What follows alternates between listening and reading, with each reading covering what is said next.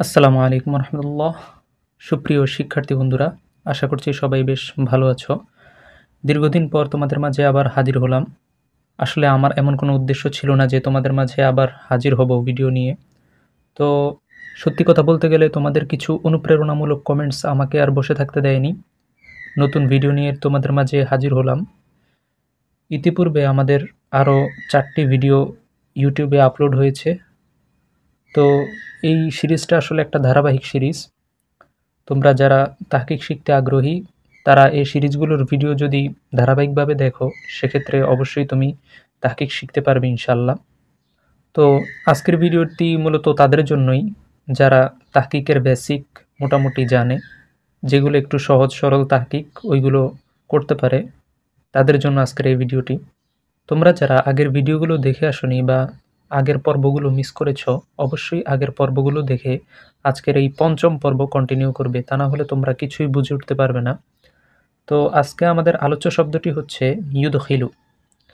এটি এমন একটি শব্দ যে শব্দটার ভাব নির্ণয় করতে পারলে তুমি সহজেই সিগা এবং বহস নির্ণয় করতে পারবে।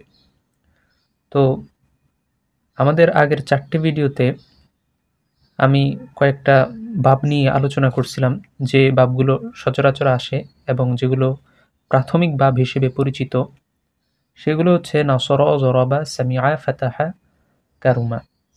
তো আজকে যে ভাবটি নিয়ে আলোচনা করব বা আজকের শব্দটি যে ভাবের, সেটি হচ্ছে ভাব ইফআল। তোমরা যদি লক্ষ্য করো, তোমরা দেখবে অধিকাংশ শব্দের ভাব কিন্তু ভাব ইফআল থেকে আসে। বিশেষ করে দাখিল আলিম শ্রেণীতে যে তাহকিকগুলো পরীক্ষায় আসে, সেগুলোর একটা সিংহভাগ শব্দ ভাব ইফআল থেকে উদ্ভূত। তো আমাদের জন্য এই ভাব ইফআল খুব গুরুত্বপূর্ণ। তো তোমরা যারা তাহকিকের টুকিটাকি বেসিক সম্পর্কে জানো বা পূর্বের ভিডিওগুলো দেখে এসেছো, ইউদখিলু শব্দটি দেখার পর তাদের মনে হতে পারে যে এটা মাজহুলের সিগা। তো কেন মাজহুলের সিগা? কারণ এখানে ইয়ার উপরে পেশ আছে। আর মাজহুলের সিগার ক্ষেত্রে আমরা জানি, আমরা সিরিজটির 3য় পর্বে দেখিয়েছিলাম বিভিন্ন বহস থেকে বিভিন্ন বহসের রূপান্তর। তো ওইখানে আমরা ইয়াফআলু থেকে ইউফআলু দেখেছিলাম। হ্যাঁ, তো যারা প্রাথমিক ধারণা রাখে তাহকিক সম্পর্কে, তারা এই শব্দটা দেখার পর মনে হতে পারে যে এটা মাজহুলের সিগা। তো এখানে একটা বিষয় লক্ষণীয়, আমরা মুজারে মারুফের প্রথম সিগা শিখেছিলাম ইয়াফআলু। ইয়াফআলু, তারপর এটার যদি আমরা মাজহুলে রূপান্তর করি, ইয়াফআলু শব্দটি যদি আমরা মাজহুলে রূপান্তর করি, সেক্ষেত্রে আমরা পাই ইউফআলু। ইউফআলু। তো এখানে ইয়ার উপরে পেশ আছে, এখানেও ঠিক ইয়ার উপরে পেশ আছে। আমরা যদি ভালোভাবে খেয়াল করি, এখানেও কি ইয়ার উপরে পেশ আছে। তো তোমাদের অনেকের মনে হতে পারে এটা আসলে কি মাজহুলের সিগা, কিন্তু তোমাদের যেটা দেখার বিষয় সেটা হচ্ছে যে এখানে আইন কালেমায় দেখো, এখানে আইন কালেমায় চিহ্নটা হচ্ছে কি জের, কিন্তু এখানে আইন কালেমার চিহ্নটা দেখো, এখানে আইন কালেমার চিহ্নটা হচ্ছে জবর। তাহলে তুমি মাজহুলের সিগা কখন বুঝবে? যখন আইন কালেমায় যদি জবর হয়, সেক্ষেত্রে কি এটা মাজহুলের সিগা হবে, আর শব্দটি ইফআল ব্যতীত অন্য কোনো শব্দ হতে কি উৎপন্ন হবে। কিন্তু যদি তুমি দেখো এখানে আলামতে মুজারে ইয়াতে কি আছে? পেশ আছে, আর হচ্ছে আইন কালেমায় জের আছে, সেক্ষেত্রে এটা কিন্তু কি বাব ইফআল থেকে উদ্ভূত। তো শব্দটির বাব যদি তুমি নির্ণয় করতে পারো, সেক্ষেত্রে তুমি বহস এবং সিগা নির্ণয় করতে পারবে। তো আগের ভিডিওতে আমরা যে শব্দগুলো নিয়ে আলোচনা করেছিলাম, ওইগুলো আসলে আগে আমরা সিগা নির্ণয় করতাম, তারপর বহস, তারপর বাব, এভাবে আসছিল। কিন্তু এই শব্দটা একটু ব্যতিক্রম, আর এই ব্যতিক্রম হওয়ার কারণেই আজকে এই শব্দটি তোমাদের মাঝে নিয়ে আসলাম। আমরা আসলে এই সিরিজে ধারাবাহিকভাবে সহজতর তাহকিক থেকে কঠিনতর তাহকিকের দিকে ধাবিত হচ্ছি, যাতে তোমাদের বুঝতে সুবিধা হয়। আর সিরিজটিতে দেখানো প্রত্যেকটি তাহকিক তোমাদের জন্য খুব খুব ইম্পর্ট্যান্ট। আসলে এটা কি বলবো, মানে একের ভিতর সব। যেমন ধরো, একটা শব্দের তাহকিক যদি তোমরা বুঝো, তাহলে ওই টাইপের অন্যান্য শব্দের তাহকিকও তোমরা সমাধান করতে পারবে। তাছাড়া এই শব্দগুলো বিভিন্ন বোর্ড পরীক্ষায় বেশ কয়েকবার এসেছে। তো আসলে এই শব্দগুলো বেশ গুরুত্বপূর্ণ। তো এখানে সার কথা হচ্ছে তোমাকে আগের বাবগুলোর ন্যায় ইফআলের ওজনে সরফে সগির জানতে হবে। তো এখানে দেখো আমরা যদি ইফআলের ওজনে সরফে সগির করি সেক্ষেত্রে আমাদের মডেল শব্দটা হচ্ছে আল ইক্রম। মডেল শব্দ বা মাসদারটা হচ্ছে কি আল ইক্রম। এটা দ্বারা তুমি মুখস্থ রাখবে, ঠিক আছে? এটা যদি মুখস্থ রাখতে পারো সেক্ষেত্রে অন্যান্য শব্দ থেকেও তুমি সরফে সগির করতে পারবে। যেমন আল ইক্রম ও মাসদার থেকে যদি আমরা ইফআল এর ওজনে সরফে সগির করি সেক্ষেত্রে আমরা পাবো আক্রমা ইউক্রিমু ইক্রমান ফাহুয়া মুক্রিমন ওয়া উক্রিমা ইউক্রমু ইক্রমান ফাহুয়া মুক্রমন আলামরু মিনহু আকরিম ওয়ান নাহিউ আনহু লা তুকরিম। এই অংশটা যদি তুমি মুখস্থ করতে পারবো সরফে সগির অংশটা, তাহলে তুমি ইজিলি এই শব্দটার যাবতীয় উপকরণ যেগুলো তাহকিকে লাগে সবগুলো বের করতে পারবে ইনশাল্লাহ। ঠিক যেমন আমরা পূর্বের ভিডিওগুলোতে শব্দগুলোর বাবের সরফে সগির করেছিলাম। এই যে এখানে দেখতে পাচ্ছ নাসরা ইয়ানসুরু নাসরান ফাহুয়া নাসরিন ওয়া নুসরি ইয়ানসুরু নাসরান ফাহুয়া মানসুরুন আল-আমরু মিনহু মানসুর ওয়ান নাহয়ু আনহু লা তানসুর। তো তোমরা যদি পূর্বের ভিডিওগুলো দেখে আসো তাহলে অবশ্যই তোমরা এই সরফে সগির মুখস্থ রাখার উপকারিতা সম্পর্কে জানতে পারবে ইনশাল্লাহ। তো এই বইটিতে বাবি ফাইলের সরফে সগিরের বহস এবং সিগার নাম দেওয়া নাই, তবে তোমরা যারা পূর্বের ভিডিওগুলো দেখে এসেছো তারা অবশ্যই বুঝতে পারবে এখানে আক্রমা শব্দটি হচ্ছে মাজি মারুফের ওয়াহিদ মুজাক্কারের সিগা, ইউক্রিমু শব্দটি হচ্ছে মুজারে মারুফের ওয়াহিদ মুজাক্কারের সিগা, ইক্রমান শব্দটি মাজদার, মুকরিমুন শব্দটি হচ্ছে ইসমে ফাইলের ওয়াহিদ মুজাক্কার।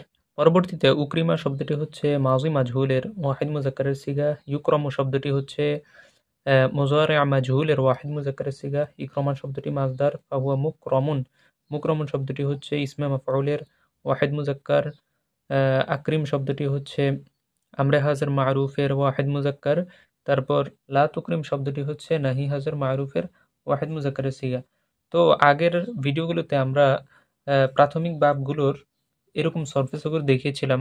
এখানে চার্ট আকারে খুব সুন্দরভাবে দেওয়া আছে। আসলে এভাবে সিরিয়াল ওয়াইজ আসবে, ঠিক আছে? এখানে আক্রমা ইউক্রিমু ইক্রমান ফাহুয়া মুকরিমুন ওয়া উকরিমা ইউক্রমু ইক্রমান ফাহুয়া মুকরমুন আলামরু মিনহু আকরিম ওয়ান নাহিউ আনহু লা তুকরিম, এভাবে আসবে। তো এখন আমরা মূল আলোচনায় আসি। ধরো ইউদখিলু শব্দটি তোমার পরীক্ষার প্রশ্নে আসলো, তো যে কারোই এই শব্দটি প্রথমে দেখে মনে হতে পারে যে এটা মুজারে মাজহুলের ওয়াহিদ মুজাক্কারের গায়েবের সিগা। তো তখনই তোমরা এটার আইন কালেমা তথা খ অক্ষরটির প্রতি লক্ষ্য করবে। এখানে খতে কি আছে? জের আছে। জের থাকলে এটা হবে কি বাবে ইফআল থেকে উদ্ভূত, তখন এটা মাজহুল হবে না, মারুফ হবে। আর যদি খ অক্ষরটিতে জবর থাকে সেক্ষেত্রে এটা নিঃসন্দেহে মুজারে মাজহুলের সিগা, ঠিক আছে? তো প্রথমত তুমি এটার বাব নির্ণয় করতে পারলে এটা বাবি ফালের মাজদার। দ্বিতীয়ত তোমাকে এখান থেকে বহস এবং সিগা নির্ণয় করতে হবে, আর সেজন্য তোমাকে এই শব্দটির সরফে সগির করতে হবে। তো আমরা যদি ইফআলের ওজনে শব্দটির সরফে সগির করি সেক্ষেত্রে আমরা পাবো আদখলা ইউদখিলু ইদখালান ফাহুয়া মুদখিলুন ওয়া উদখিলা ইউদখালু ইদখালান ফাহুয়া মুদখালুন আলামরু মিনহু আদখিল ওয়ান নাহিউ আনহু লা তুদখিল।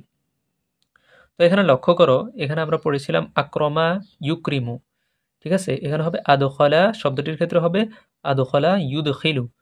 তো আমরা কি পাইতেছি? এটা হচ্ছে আমাদের মুজারে মারুফের ওয়াহিদ মুজাক্কারে গায়েবের সিগা। তাহলে আমরা শব্দটির বহস পেলাম ইদবাত ফাইলে মুজারে মারুফ এবং সিগা হচ্ছে ওয়াহিদ মুজাক্কারে গায়েব। দুঃখিত বন্ধুরা, আমরা এখানে একটু ভুল করে ফেলেছি। আমরা বাবের জায়গায় বহস বসিয়ে দিয়েছি। তো যাই হোক, তোমরা একটু কনসিডার করে নিবে। তো এখানে আমরা তো বাবটা প্রথমে নির্ণয় করছিলাম, তাই না? বাবটা হচ্ছে কি? আমাদের বাবটা হচ্ছে বাবি ফাল। ভুলবশত এরকম হয়েছে, তোমরা একটু কনসিডার করে নিবে। তো যাই হোক, পরবর্তীতে আমরা মাজদা নির্ণয় করতে পারবো। তো আসলে আমি কি বলবো, আমাদের এই শব্দটার প্রায় 80% কাজ এখানেই শেষ। তুমি যদি এই টাইপের শব্দগুলোর ক্ষেত্রে বাব নির্ণয় করতে পারো সেক্ষেত্রে কি তোমাদের প্রায় 80% কাজ শেষ। পরবর্তীতে মাজদার নির্ণয় করা তো একেবারেই সোজা। সরফে সগিরের সাহায্যে আমরা সাধারণত মাজদার বের করে থাকি। এখানে দেখো, আমরা যদি ইউদখিলু শব্দটির সরফে সগির করি সেক্ষেত্রে আমরা পাবো আক্রমা ইউক্রিমু ইক্রমান। তো ইক্রমানটা হচ্ছে কি ইসমে মাজদার। তো মাজদার হিসেবে তুমি ইক্রমান শব্দটি বসাতে পারো, অথবা আরও একটা সহজ এবং অধিক গ্রহণযোগ্য ভাব হচ্ছে তুমি বাবে ইফআলের গঠনের সাথে মিলিয়ে এটাকে কি লিখতে পারো, ইদখলু। ইদখলু শব্দটি লিখতে পারো। তো তুমি আলিফ লাম যোগ করে এটাকে কি লিখবা, আল ইদখলু। আল ইদখলু লিখতে পারো।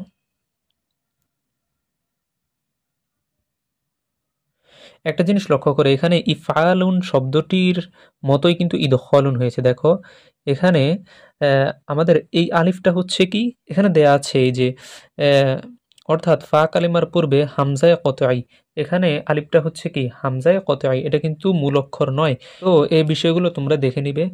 তো এখানে তোমরা যদি লক্ষ্য করো, এখানে আমরা ইদখলু, আল ইদখলু শব্দটি লিখছি, আল ইদখলু। তো মাছদারের ক্ষেত্রে তোমরা যেহেতু এটা একটা এসএম, সেক্ষেত্রে তোমরা আলিফ লামটা কি অতিরিক্ত দিয়ে দিবে, এটা তোমাদের নিজেদের দায়িত্ব, ঠিক আছে। তো আমরা যদি এখানে বৈশিষ্ট্যটার প্রতি লক্ষ্য করি, এখানে দেখো আলিফে কতআই, ঠিক আছে, আমাদের আলিফে কতআই এখান থেকে আরম্ভ হয়েছে, ঠিক আছে। যেহেতু আমাদের এটা কি এসএম এর বৈশিষ্ট্যের জন্য লেখা আলিফ লাম, সেহেতু আমাদের কি আলিফে কতআইটা হচ্ছে এখানে। তো এটার সারকতা হচ্ছে তোমাকে ইফআল শব্দটির ওজনে এই শব্দটা সাজিয়ে লিখতে হবে, আর অতিরিক্ত তোমরা আলিফ লাম দিয়ে দিতে পারো।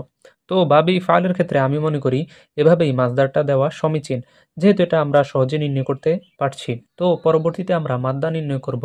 মাদ্দা নির্ণয় করা একেবারেই সহজ।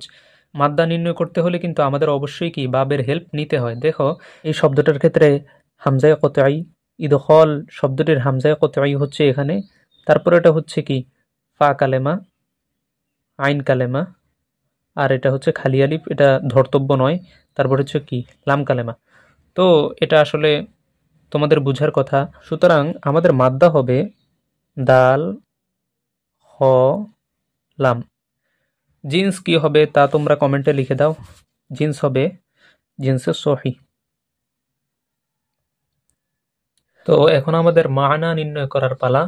তো আমি আগেও বলেছিলাম মানা নির্ণয় করার সবচেয়ে সহজ উপায় হচ্ছে তোমাকে যেহেতু তাহকিক অংশটা হাদিস কিংবা কোরআনের আয়াত থেকে আসে, সেহেতু তোমরা সংশ্লিষ্ট হাদিস এবং কোরআনের শাব্দিক অনুবাদ শিখবে, ঠিক আছে।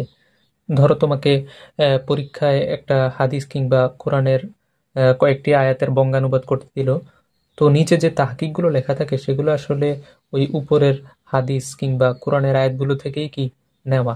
তো সেক্ষেত্রে তুমি যদি এর শাব্দিক অর্থটা বা অনুবাদটা পড়ে যেতে পারো, সেক্ষেত্রে তোমাদেরই লাভ। এটা শুধুমাত্র তোমার মানা নির্ণয়ের ক্ষেত্রে হেল্প করবে না, বরং বিভিন্নভাবে এটা তোমাকে তাহকিকেও হেল্প করতে পারে। শব্দের প্রতি লক্ষ্য রেখে তুমি আহ, এটা কোন কালে আছে, এটা মাজি না মুজরে, এটাও তুমি নির্ণয় করতে পারবে। আর এই বিষয়গুলো নিয়ে আমরা পরবর্তী ভিডিওগুলোতে আলোচনা করব। তো তোমাদের প্রতি আহ্বান থাকবে, তোমরা যদি আগের ক্লাসগুলো না দেখে আসো, সেক্ষেত্রে তোমরা অবশ্যই আগের ক্লাসগুলো দেখে আসবে এবং ধারাবাহিকভাবে ক্লাসগুলো করবে। আশা করি তোমরা এখান থেকে ইনশাল্লাহ উপকৃত হতে পারবে। তো আমাদের এই শব্দটির অর্থ হচ্ছে প্রবেশ করায়।